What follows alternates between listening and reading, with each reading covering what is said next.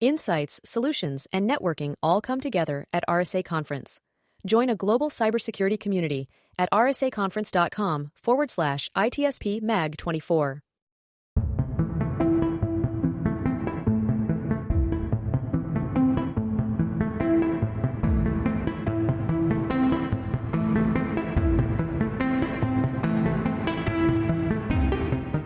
Welcome to the ITSP Magazine Podcast Network. You're listening to a new Redefining CyberSecurity Podcast with Sean Martin. Have you ever thought that we're selling cybersecurity insincerely, buying it indiscriminately, and deploying it ineffectively? Well, perhaps we are. Let's look at how we can organize a successful information security program that integrates business culture with people, process, and technology to drive growth and protect business value. Knowledge is power, now more than ever.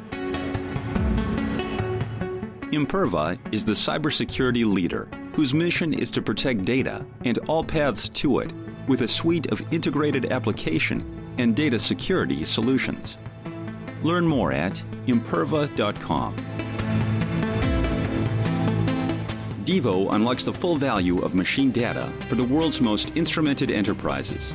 The Devo Data Analytics Platform addresses the explosion in volume of machine data and the crushing demands of algorithms and automation. Learn more at devo.com.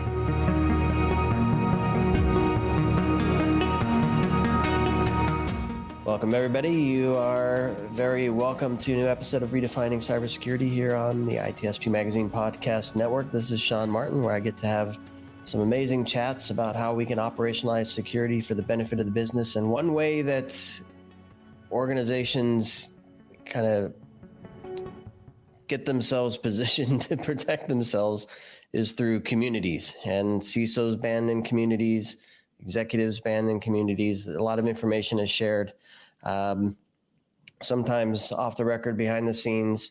And I believe that it's important that things happen a little more formally, and there are organizations that have helped to do some of that. And we're going to talk about that. Information sharing associations. I always get the acronyms wrong. What are they?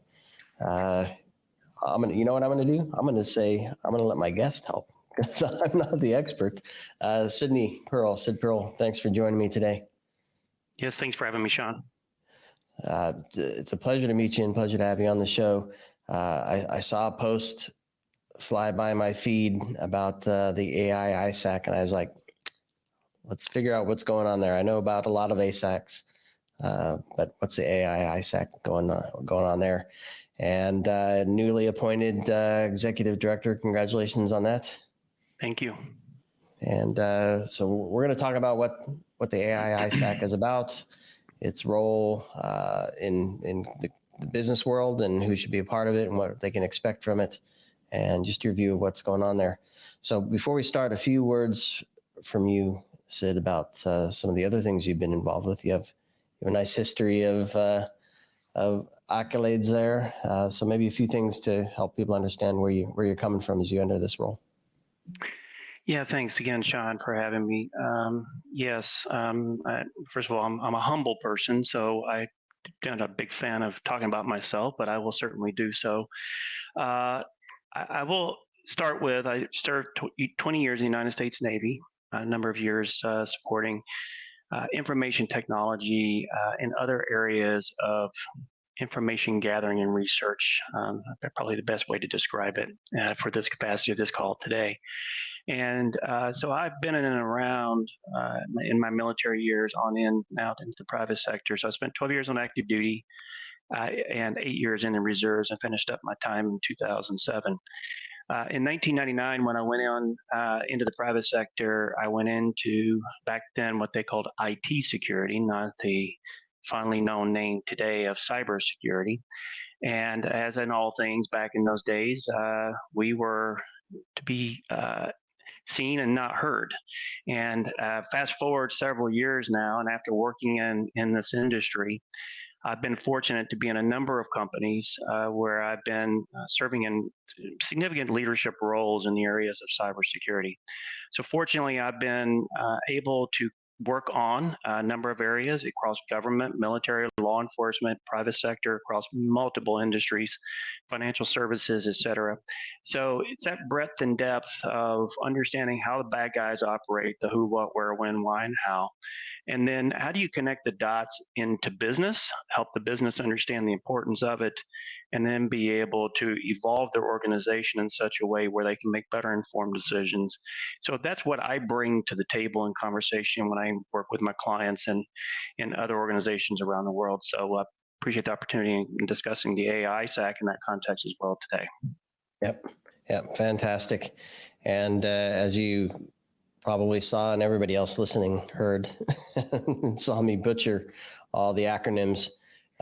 Would you mind kind of walking us through the structure of these, the ISAOs and the ISACs, and there's a standards organization. I don't know how much of that you want to cover, but if you can kind of paint a picture of the general information sharing realm, that would be fantastic. Well, it's been a journey, just like my career. It's been a long journey. It started in the 90s under President Clinton. He authorized the first ISAC to be formed, and the ISAC stands for Information Sharing Analysis Center.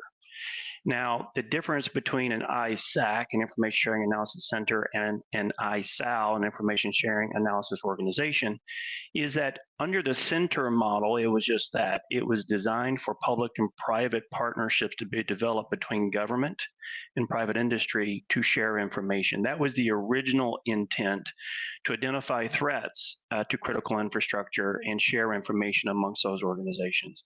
As it evolved since the 90s into today, a number of ISACs and now evolving into an information sharing analysis organization, an ISAO, those organizations not only do that mission, but they now have members beyond just purely members coming from the government, et cetera. So now they're sharing out to other organizations, which enable them to be able to attach that name organization to how they describe themselves.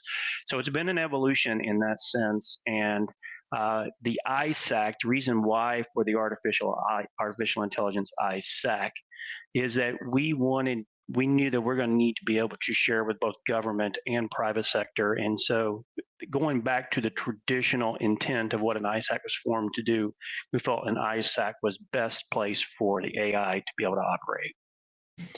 Yeah, and it's interesting because I might be mistaken, but financial services was the first one. Is that correct? Or was it more critical? Yes. Yeah. Financial services and national health was one of the first ones. Yeah. And so just those two alone, kind of, if you extrapolate that, you can kind of see it's sector oriented. And what I find interesting here, AI, and then if we'll include a link to the press release where there's some quotes from some folks, it crosses all the sectors. So it's not just automotive, it's not financial services, not healthcare, it's all the others. This one crosses many. So how does that change how you look at this? Because you have people from all over the place now. Well, what's interesting is that each ISAC and ISAO is working toward the same goal, and that is the identification of threats that can be shared with their members and out to other parties and organizations within their specific domain. Financial services, as an example, credit unions, mining and metals, et cetera. So all of them are working toward the same goal. But to your point, AI crosses all of these, and each organization is going to have some part to play in this. We're not stating that the AI ISAC is going to be have all insight to everything that's going on with artificial intelligence. Naturally, we're going to have a role to play, but each ISAC and ISAO equally is still going to have a mission in the context of artificial intelligence. They're going to need to know what's going on, and we're here to help the ISACs and ISAOs themselves be able to gain insight to what's going on in the threat landscape associated with artificial intelligence, and then help them be able to articulate to their own members within their own specific ISACs and ISAOs be able to do that. So it's challenging to take on a new domain like artificial intelligence, as broad and as deep as it is, and change your operating model of what your current mission is for your current ISAC or ISAO. So that's one of the reasons why the AI ISAC was created, is to be able to help those ISACs and ISAOs, as well as our own members, be able to gain insight to what's going on with artificial intelligence. And as you know, artificial intelligence is going to be touching areas like robotics, for example. And how are you going to navigate those types of waters and be able to know how's it going to affect my operational environment and what does that mean for me in the future? So those are all various reasons why we felt the AI ISAC needed to be established and stood up. Yeah, I love it. And it might be a step back here, but for folks who may not be completely familiar with the process of what it does, can you describe what an ISAC does? And it sounds like now you have members of your ISAC and then also this ISAC extension, this web of ISACs that you have to work with as well. So can you describe the process of who's sharing what and how that's used? Well, the foundational goal of any ISAC and ISAO is to share threat-related information, by and large related specifically to cyber and cyber-related threats. And then when you take it from that level up to, say, mapping it into critical infrastructure, gathering the threats across those different types of domains for their specific area, financial service, for example, healthcare, et cetera, they gather the specific cyber-related threats and then share that out to their various members. And so what we've created, and I'll give you an example, our current AI ISAC is associated with the International Association of Certified ISAOs out of Kennedy Space Center. And there are others coming out of Washington that come under a different umbrella, if you will, as to how they're structured. But the goal is still the same, and that is to gather cyber threat related information and share it out to their members for purposes of knowing what's going on and what actions can they take. And that is all part of their membership that they get when they are part of this program. So can you describe the gathering process and the analysis process? I would imagine that there has to be some tooling and some infrastructure and some people. What can you share with us there? Well, I can't go into too much detail. Yeah, of course. Yeah. And don't want to get into methods too much here, because I do need to protect those that are working on this. So there's a combination, and I don't know, it's a cliche within our industry, people, process, and technology, but it is exactly what it is. We have tools, and I will say we have a portfolio of tools and capabilities. Included within our portfolio is artificial intelligence to be able to extract information from different sources and information and bring that in. We have human analysts that gather information and through their sources gather that information and then validate and vet that information before it's actually shared out to their various members. One thing we don't want to do is just in an automated fashion gather this information, roll it up into a standard report on a daily to weekly basis, and just deliver it out that way. So there's a thorough vetting of the information that is coming in before it's released. So it is a combination of people, process, and technology of how it's aggregated, correlated, and then ultimately actioned and operationalized for our various members. And I don't know if you can say, but do the members contribute to the information as well? They do, actually. Yeah. In fact, we encourage it. So in essence, what we're also expecting here with this AI ISAC.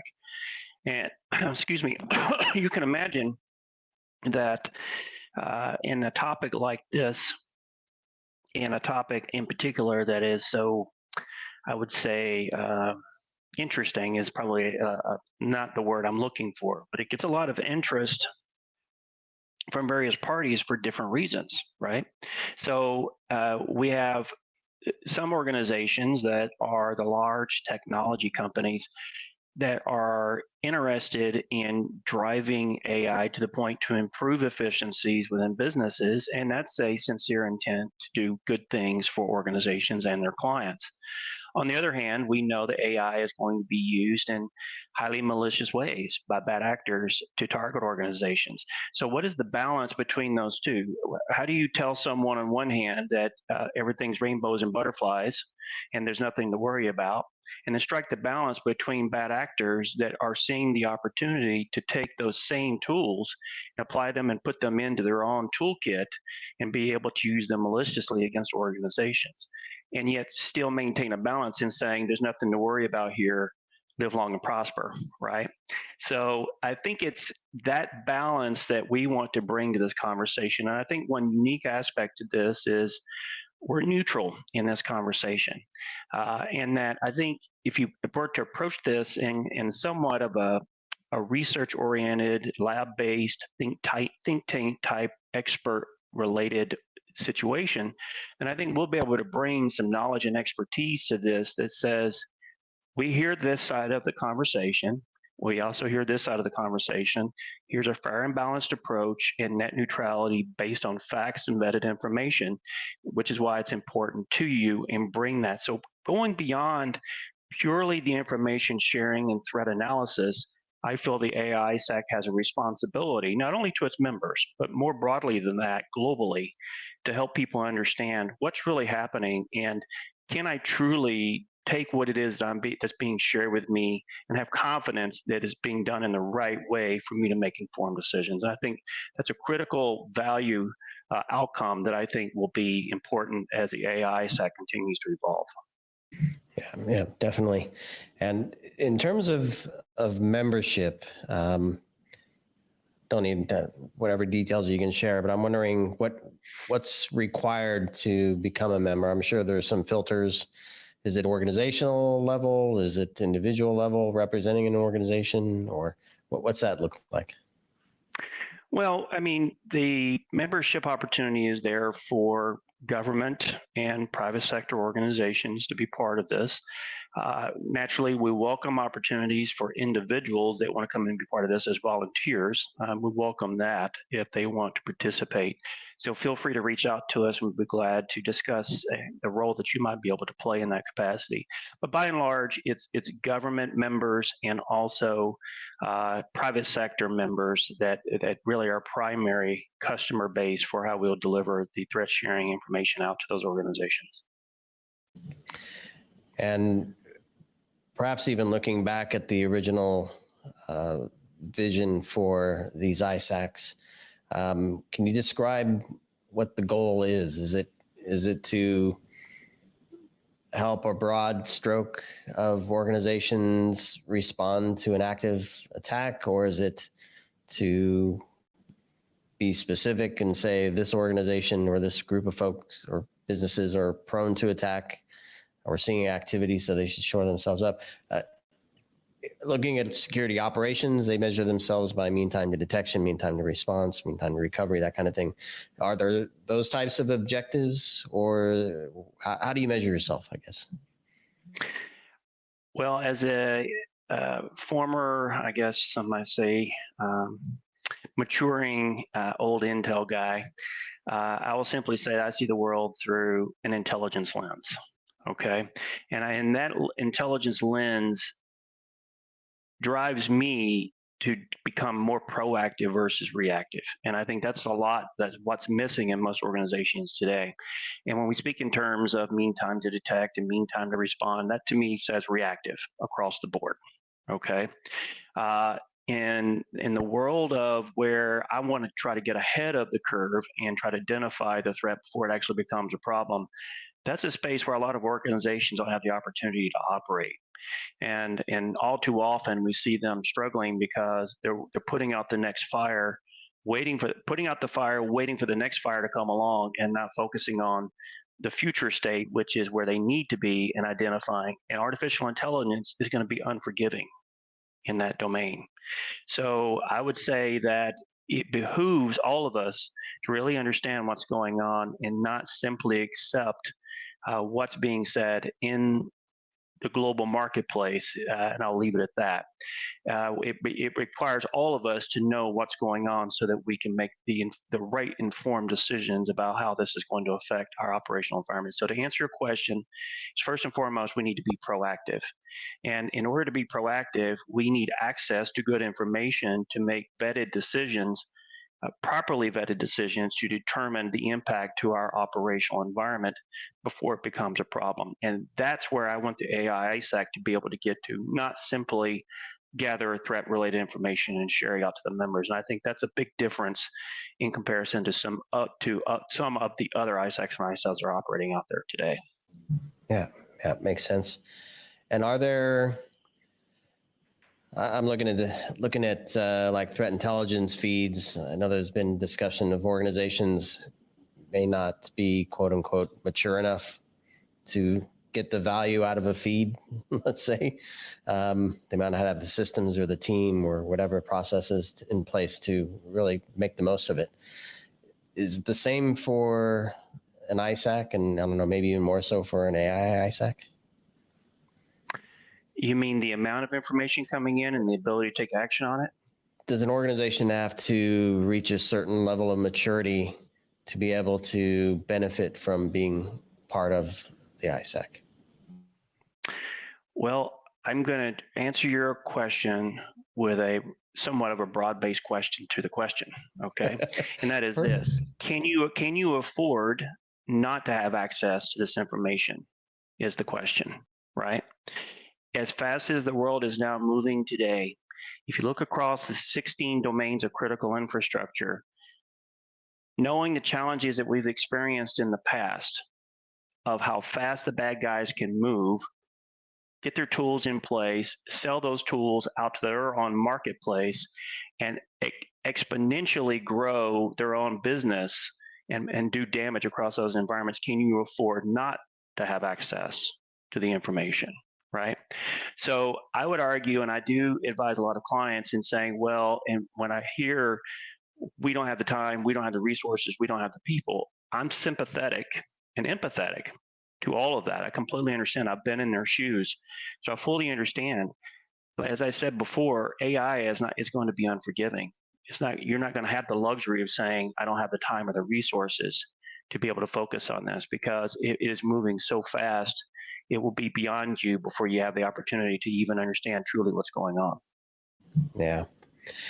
And of course, there's the cyber criminals do a pretty decent job of sharing, right, and collaborating, and they have their own supply chain of providers of services and technologies and all that stuff. I presume they have something similar for themselves. I don't know if you have any insight into that. Yeah. Well, yeah, they have their own operational networks. They have their own means and ability to be able to orchestrate their networks, get their, let's just call them tools for lack of a better word, to get their tools to their networks for that to then be spread all over the world. And that happens continuously. And now when you take artificial intelligence with the ability to do real-time translation, I'm talking about code level translation to something that may have been developed in, say, China or Japan or somewhere in the Middle East or the United States, or whatever the case may be.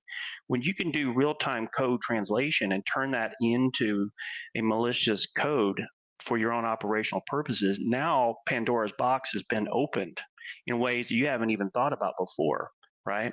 So now it creates a whole new level of challenges that most organizations just aren't quite prepared for. As I said, I think this is why the AI ISAC has a mission beyond purely threat sharing. We need to be able to help these organizations understand the trajectory of where all this is headed. Yeah, I love that. Big effort ahead of you. What do you need to succeed, Sid, and how can this audience help you? I have CISOs, security leaders, practitioners, business folks listening and watching us here.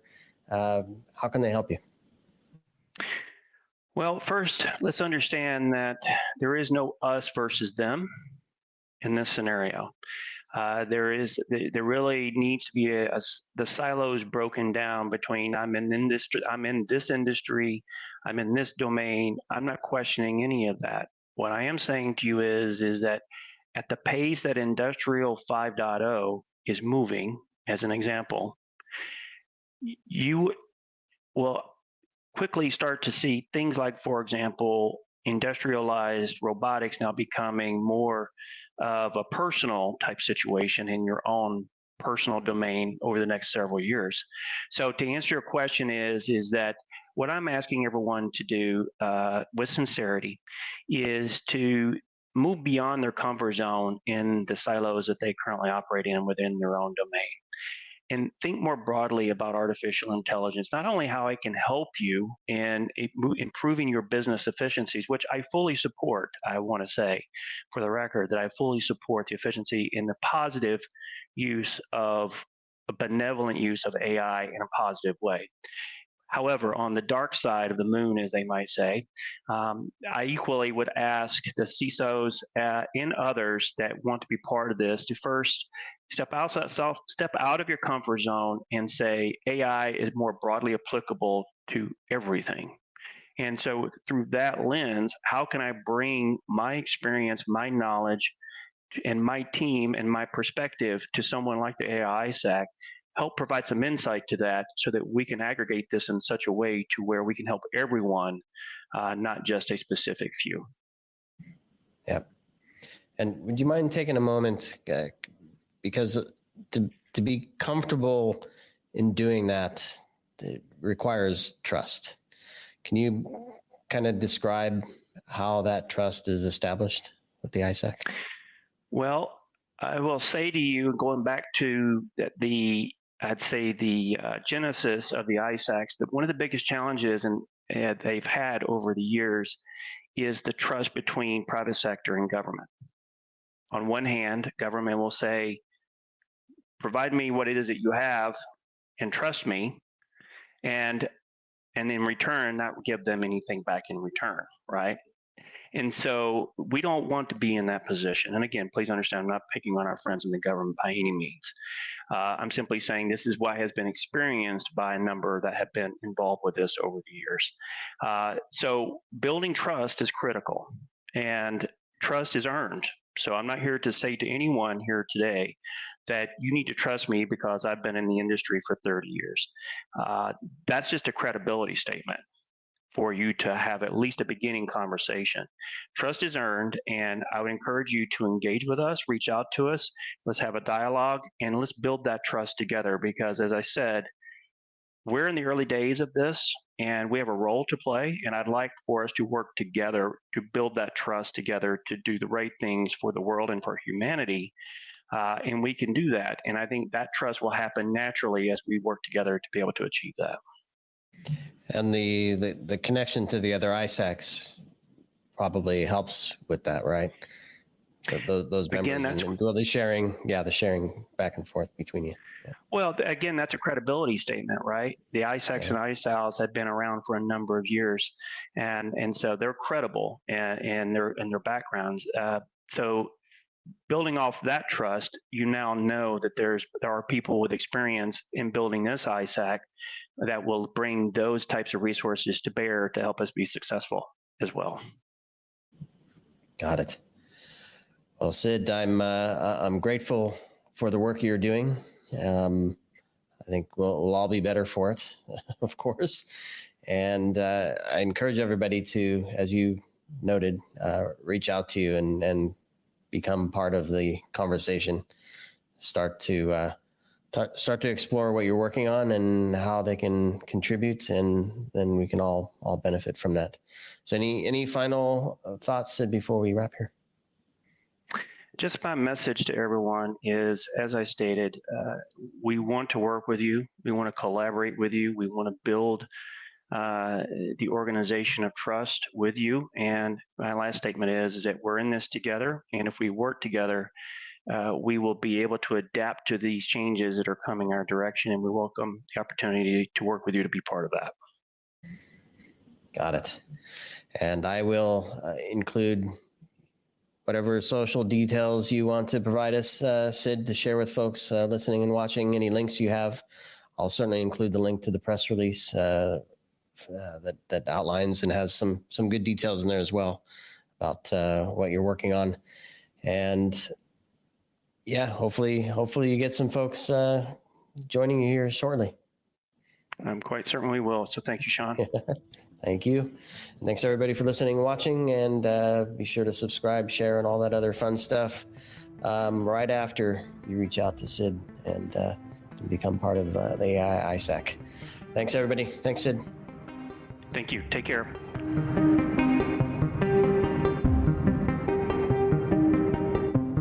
Devo unlocks the full value of machine data for the world's most instrumented enterprises. The Devo Data Analytics Platform addresses the explosion in volume of machine data and the crushing demands of algorithms and automation. Learn more at devo.com. Imperva is the cybersecurity leader whose mission is to protect data and all paths to it with a suite of integrated application and data security solutions. Learn more at imperva.com. We hope you enjoyed this episode of Redefining Cybersecurity with Sean Martin, part of the ITSP Magazine podcast network. If you learned something new and this conversation made you think, then share this show and itspmagazine.com with your friends, family, and colleagues. If you represent a company and wish to connect your brand with our conversations, you can sponsor one or more of our podcast channels. We hope you will come back for more stories and follow us on our journey. You can always find us at the intersection of technology, cybersecurity, and society.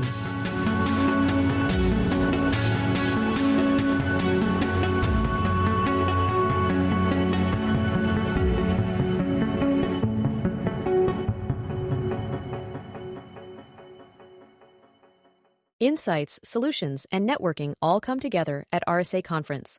Join a global cybersecurity community at rsaconference.com/ITSP Mag 24.